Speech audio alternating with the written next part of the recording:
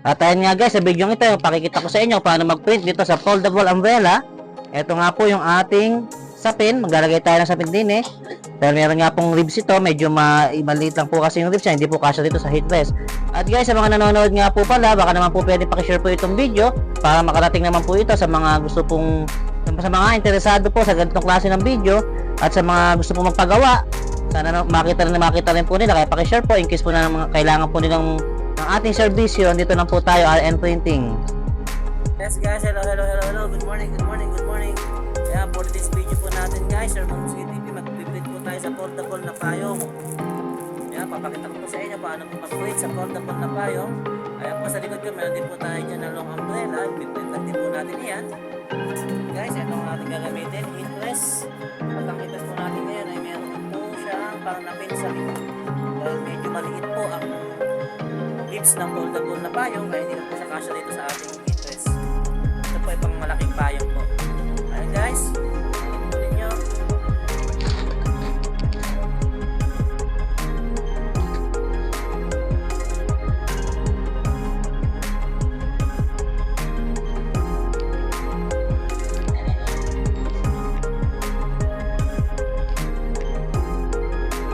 Guys, ito yung silbi ng ating panapin sa ilalim para itong ribs ay hindi po tumama sa headrest, hindi po siya masunog. Kaya ito, bakal naman po siya, hindi na po siya basta-basta masusunog, hindi katulad nung ibang payong na plastic ang ribs. Ito po ay bakal. Pero ganun pa man, kailangan natin lagyan ng sapin sa ilalim para maiwasan po natin ang pagkasira. Hanggang same din po, DTF po ang ating materials na gagamitin dito sa payong. Yan, lagyan lang din po natin. Temperature po natin dito ay 150 degrees Celsius. Hindi po tayo pwedeng magtaas ng temperature kasi po yung tela ng payong ay hindi po sumisip-sip ng adhesive.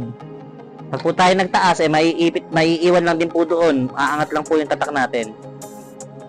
And guys, first press tayo. Obligado din po ito, may second press din tayo guys.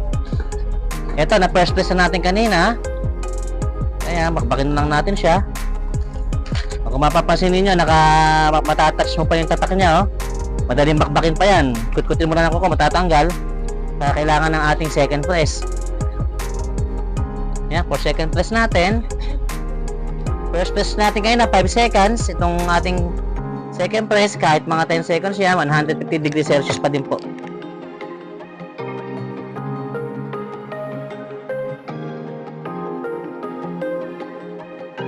And guys, 10 seconds. Makikita ninyo, yung tatak natin talagang kumapit na dun sa tela niya. May makakapapa rin naman tayo, pero hindi katulad nung kaninang first press na talaga namang pwede mong bakbakin.